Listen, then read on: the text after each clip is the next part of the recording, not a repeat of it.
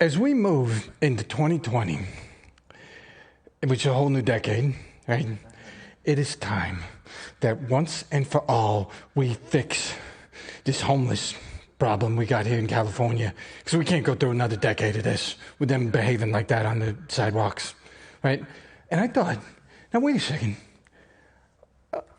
we could fix this. We know how to, right? We're smart guys, me, Paul here, and the people watching who are going to chat type things to us.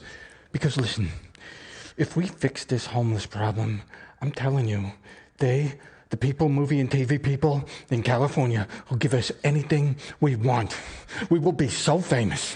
We can get TV, movie studio, anything we ask for. If we can just get the ones that are like screaming, nudity, bathroom activity, and I wrote this already, but I'm doing it again because this is important. Snibber. That's the crucial part of the thing we want to try to get rid of out there. Why don't you give me the intro music? Because this is where it's really starting. Thank you. Homeless. Who are they? What are they? What makes them make that noise? Now, I think it's time we start viewing the problem from a humanitarian, or we just be nicer about it, because we got to find a way to fix this forever, make them disappear forever. Okay, these sometimes people, sometimes forest creature. They're almost like, you ever see those YouTube videos like a bear wanders into a neighborhood and gets into a dumpster? They're kind of like that, right? And look, we got a little montage here we're going to do. Why don't you kill the music and let's show people what the homeless problem looks like in California, 2019. And this we got right here. Look at that. This has been happening for years. Started happening in 2012, 2013. Now look at it. Look at that. I've been trying to walk down these places. Look, you do not sit like that. You do not sit like that. You don't squat. Never squat, especially if you're homeless. You should. This guy doesn't even know how a dog works. It's like he's wearing the dog. It's like, well, how are you ever gonna get a place to live if you don't even know what to do with your dog? Ever hear two homeless people fighting over a tent? It's the loudest thing in the world. You could hear them from space. Now look, there's a homeless person who knows what dogs do. You put them on the ground, so they're not all crazy, right? Now this one I like. This is full mobility, right? Because they could just sort of be compact and just move along, right? And not be screaming. Just take your stuff and stroll. Look at that, right by that baseball stadium, big baseball stadium. You got a whole neighborhood of homeless. You can't even call it a neighborhood, right? Now this is my favorite one because look, superhero. What's the one thing they should be doing? Is coming here to blow all that stuff off the sidewalk, all them tents, and they don't do it. Now, I included this picture because this is really the heart of the problem we're dealing with here. How do we get people like this an apartment and they don't even get pants, right? I mean, he knows what part of the body to go on, but would you wear those pants? You and I, we'd never wear pants like that are so like floofy. And so what we got to do is find a way for these people. We teach them all the things not to do and then get them an apartment. I don't know. See, that's the whole thing about the science. And that's enough for the montage. Let's bring it back to chalkboard. Okay. There we go. Now, you can help with this, right? Because we're gonna work out here all the categories of homeless. Now we know there's 4 categories of homeless, actually 5, but right now we're gonna deal with the 4, right? Lazy, crazy, jerks, and poor bastards. But let's be more scientific about this, right? We're not gonna call them that. We're gonna call them other things. The ones that are nuts. All right, that's one category. what's the science way to say this? Unmotivated, which is they just motivated. Am I still in the thing? Oh, it's enough of the word that you can see that. Okay. 3, it just jerk. It just jerks. They can't get a place to live because no one wants them around them. And then 4, the poor bastards. Now, there's a 5th, right? There's a 5th category. But we are not going to deal with that tonight. That's scientifically separate. We're working on that for another thing. But I want to say something here a little bit about the poor bastard. Some of you out there are married. You got a wife. And one night, she could go crazy and just call the cops and say that you sexed her without her wanting it. And then now you're kicked out, right? And the cops say you can't come back to their house. And then you got to go live in a Motel 6 until the money runs out, I guess. And then you're homeless. I had 3 or 4 friends, that exact same thing happened to them, right? So it can happen to any of us, right? Well, married people especially, right? Because wives, they just go crazy at some point. You know, what do we do with them? What do we do with these categories? We've got some ideas, but we'd like to hear from you. What do you think could be a solution to the homeless problem? And Paul, you keep a look on that, because I'm going to start explaining these categories a little bit, but at any time we can take a suggestion from you. The ones that are nuts. This is kind of the most difficult one. Well, no, actually, jerks are more difficult. And unmotivated, these ones you could threaten. Jerks just respond badly to that, but nuts.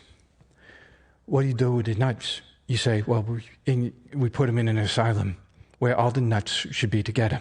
Yep. But here's the thing. I guess well, you see how many crazy people there are out on the streets. I go around the city all the time to get anything. Donut, right? Although donuts are right downstairs for me. So sandwich. I don't see any asylums.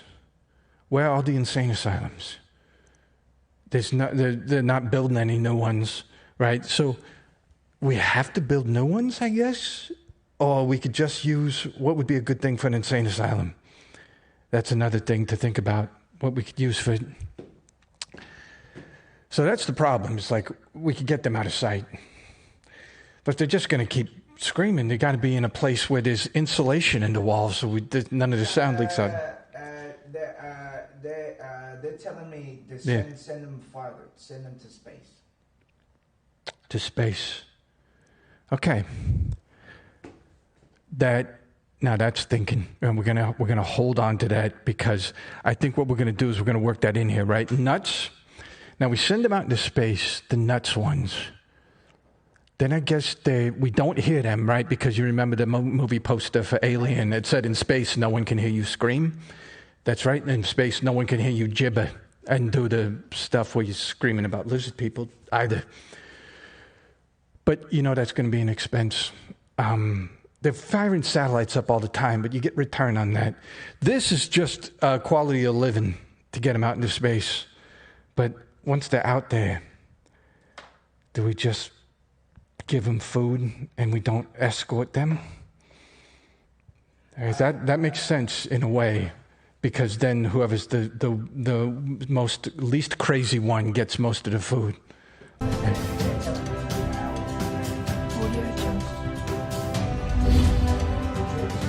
Putting a homeless into space, that might be something that's a humanitarian in principle. Because I think if you really think it through, then obviously they're not having a great time down here at bus stops and alleys. They can't be, because they're screaming crazy stuff, right? So if we put them out in space, then at least they get to say, oh, I've been in space. I've been one of the Star Trek people or something. And then at the end of it, sure, they'll starve and they might just die from exposure if we don't actually have any way to heat them up there. We could heat them on re-entry, but they'd have to burn up on re-entry because we don't want them back. So if the nuts ones are starving, do they starve to death or do they get with each other to try to eat each other? What would they do first? Because I know they eat garbage. I've seen them eat garbage. I've seen them eat a cat. The cat was not alive once they started eating it enough.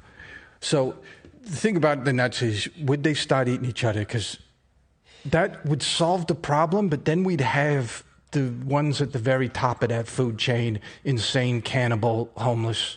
I don't know. That might be a category we do not want to.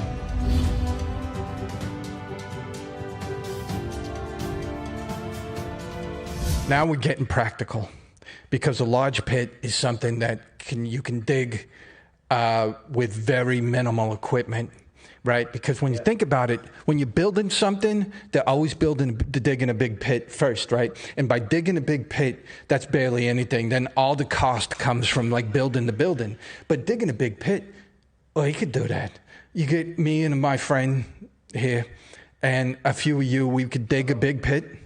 And then once we have that pit, we could probably get some of them into that pit somehow. I mean, I'd hate to have to touch one of them. So we can make some sort of noise or something that would drive them into the pit. Now, once in the pit, if we do fill up the pit with dirt and we bury them alive, technically that's murder. I don't know. See, that's the thing, is like, it's murder, but is it also treatment?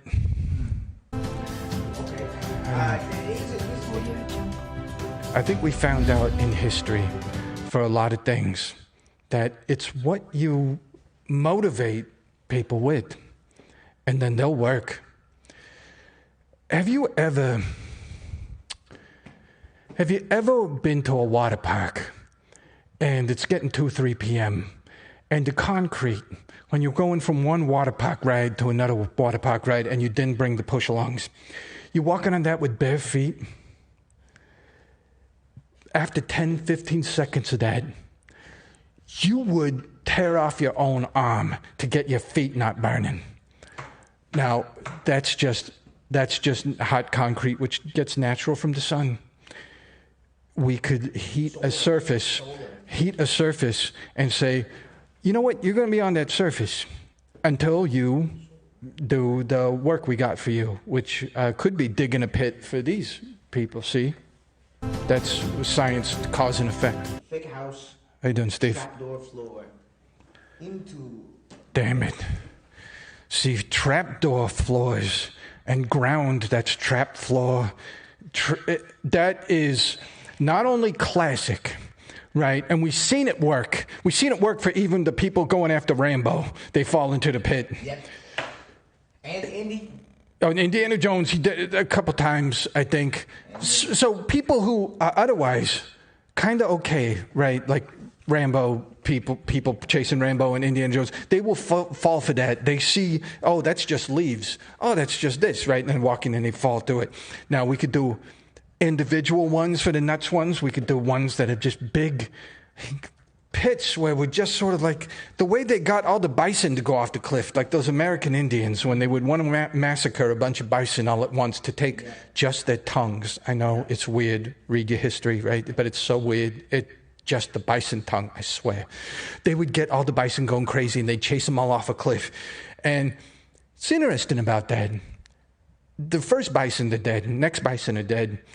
That pile gets high enough, soon you get some bison who are like, wee, and just kind of like bumping down, and they almost want to do it again, right? So we got to make sure these pits are deep, because you get the nuts people running toward it. And then even if they fall, it's like, okay, well, that one fell. Got to make it deep so it hurts or kills them. Well, let's say kill. Let's be humane, that it kills them right away. Oh, I thought we would just put it in. Yeah, because it's a crazy guy in a pit, and he's just yelling, so it's just more noise coming out of a pit. Now, there's a benefit. We're not having to see them go crazy, right, at the bus stop, right? So you're at a bus stop, and you're waiting for a bus because you just went to get a sandwich, right? Because gas is so expensive. Sometimes bus is less expensive. That's what life is like in California. So you're there at the bus stop. Now you no longer have crazy guy screaming. But if you hear a crazy guy screaming in a pit, you can maybe think, okay, that's the guy in the pit. That's one of them pit guys. He's going to be down there. And some people feel sorry for him and want to toss him like a donut or something. So maybe it's even better for them.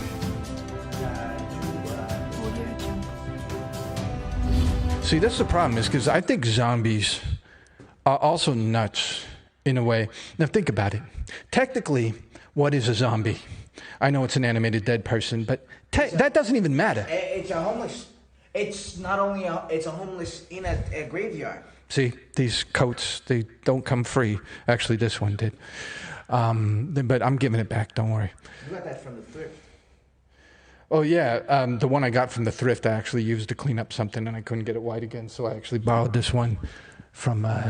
and don't worry, they'll get it back after we do a few of these, because, who knows how long this is going to last. But zombies, they're dead, right? And they're homeless. But they're really just nuts. I mean, the whole thing of going up to someone and wanting to eat their brain, what does that remind you of? Homeless at a bus stop. Except instead of eating your brain, what they want to do is they want to just bite you anywhere. Or throw filth at you, which is the worst thing. The homeless have started doing this. They started throwing filth. So we're going to try to figure out a little testimony here from the homeless person we got right here. And let's see if we can get him on camera because he is kind of squirrely. All right. Okay. Oh, here he is. Okay. So this is, of course, my sometime comedy partner, Nizzlebutt. How you doing, Nizzle? All right. Okay, so you see Nizzlebutt, he's kind of like I don't know, he's got something in his system. What do you usually like to do for your system, right? Because you don't get drugged necessarily, right? See, now you're looking at the ceiling like you see something up there. What do you like to have for a dinner meal or something? Oh, I just like the frab. You got to give me the frab. The frib. I want the frib. Oh, I wonder what the frab is. Let's try to see what this frab is that the homeless... Yeah, there it is. And I wonder why it's what you guys have. It's cheap. 99-cent store, you get this. Takes it away. Takes what away? Takes the consciousness away. Well, now we got a homeless here. I wonder if anyone has anything they want to ask the homeless. Anything you see. It's just, let's see here. The type of homeless. Oh, he's fascinated by the keyboard. Of course he would be, right? Oh, he sees the webcam. Oh, he does, I don't know. The webcam, he might try to eat it. He might try to, no, don't. So why did you get homeless? What was the story behind you being into a homeless out of nowhere? Do you live in a box? When I'm lucky, I get a box. I don't always get a box. Sometimes I get a costume. What do you mean a costume? Like someone throws away a Halloween costume, I could crawl into that, wrap it around my face. Okay. We got questions for the homeless. All right, why don't you ask what the questions there? What other cleaning products do you like to abuse? Oh my God, anything that makes the hiss when you spray it. Oh yeah, the hiss, because you could go that in the nose. And the nose, it works faster. You drink this stuff, you got to barf it up a little bit and then you drink it more. Because the first part you barf always. That's why you get the big jug. So that the first part you can barf, but you still got a lot left. With the hiss, goes right in the nose, baby. And then it's sleepy bye. And by sleepy bye, I mean screaming and running to the freeway. Which is a kind of sleep. Okay. More questions for homeless. All right. What's your stance on Trump? No. Okay. What genre of homeless are you? What genre? What is that? It's like a girdle? Okay. What a... How many parts Fabuloso to water for a 16-ounce solo cup? That's the red ones. You know the red ones? Red cup. Yep. Red cup. Now you drink it from the jug. Don't put water in it. Okay. What are you, French? And the next question is 10. 10? 10 what? You gotta... Oh, that... Well, any other question? That's it. That's the question. Well, I'd like... Oh, you read another one? There's another question there. Oh, we got one. Okay, another one here. What are the best places to break into? Oh, okay. Best place to break into is a school. Because you get to see a lot of kids singing for a little bit, for like a couple minutes. You get to see a lot of kids having fun. I like that.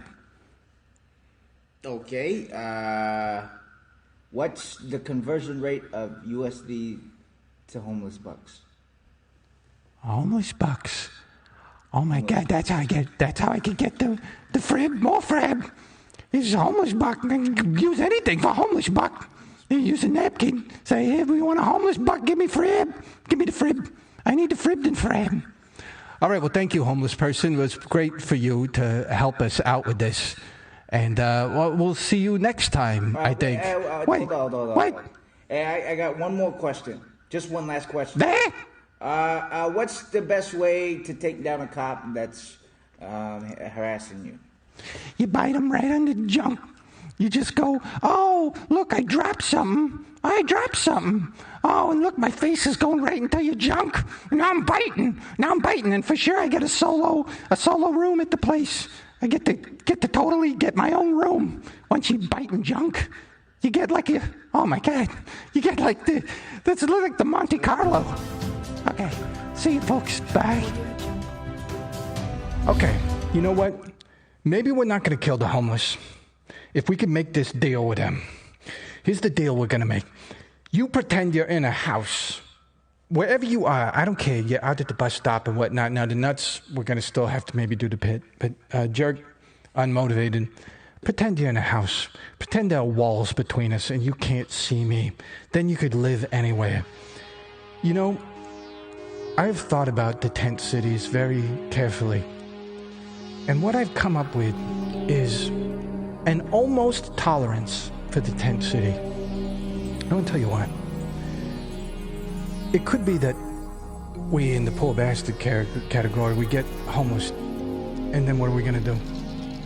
Now, I could live in my car for a while, but at some point they might take away the car if I don't have the money to keep the registration going, and also if they put tickets on the car. You had a boot on your car one time, right? That's not cheap. Holy goddamn it. And that's just for you having a car, right? You could have filled your whole tank with that $60. So, if we're going to end up on the street at some point, we can't keep a car, hold on to it because they'll tow it at some point. We might not have the money to get the car out of it. Then we're going to need something like a tent. Something better than them trash tents that we saw them in. Something that's like a future tent. Yeah. Some kind of... A what? A mine tent. That's what I'm starting to understand here. He's saying you gotta get yourself a mine tent. Yeah, I think for the nuts ones that's gonna be okay, but for me, I'm gonna need physical material between me and the people on the street. Now, if I'm gonna be in a tent, and I hope it's a better tent than the trash tent that I see these people with, it's gonna be an okay tent. I'm gonna want this tent to be considered a home because I want people coming into my tent to be the same sort of deal when they're coming into your house, and you get to then do whatever it takes to stop them because it's home invasion. Right. And that gives you legal... Oh, now we get an idea here. Put a whole bunch of tents around, and it's like the homeless, it's free for them to go into the tent. But when they're going into the tent, then you say, no, this is my tent, and then you could do anything you want. You could shoot them, but that's also noisy and messy, and I don't want to hear it. They come into the tent, and there's a trap door, right? A trap floor for them to fall through. Yeah. Now here's the thing. Legally, if they come into the tent and you say to them really fast before they fall through the floor. If you could say to them, "Hey, this isn't your place. You're trespassing. You're trespassing." Really fast, really fast. So it's like you open the tent and you're in the tent, but you're way in the back, and a homeless person comes in. If they get right to where the floor is going to fall through, then right before they fall through the floor, if you say, "Hey, this is home invasion. This is not, you're trespassing," if then they fall through the floor, legally, you do anything you want to them when they're in a pit. I think we've solved it. It's perfect. You know what? Give us the victory music. I want to talk about this. All right. What we've done here is we put together all our brain to come up with what is the one solution that we always needed for homeless, which is how can legally we do whatever we want to them, to get them to shut up, to get them to disappear, to get them to just go away. Not the poor bastards, the ones that bother us, right? Well, now we found out what that would be. What it would be is having a trapdoor in a tent where you're back in the tent far enough back so they'd still come in, and then right before they fall through the floor, you tell them, "You're trespassing." And they're still taking a step forward while you're saying that they're trespassing, so then they fall through the floor. And then that means that it was a home invasion. And then falling through the floor. There's nothing illegal about that. If they didn't want to fall through to a pit and die, then what that means is they should have not home invaded. Same with everyone who gets shot during a home invasion. You didn't want to get shot, you shouldn't have home invaded. I think we have a solution now to the homeless problem. Booby-trapped tents. But it's not their tent. It's a tent where they're trespassing.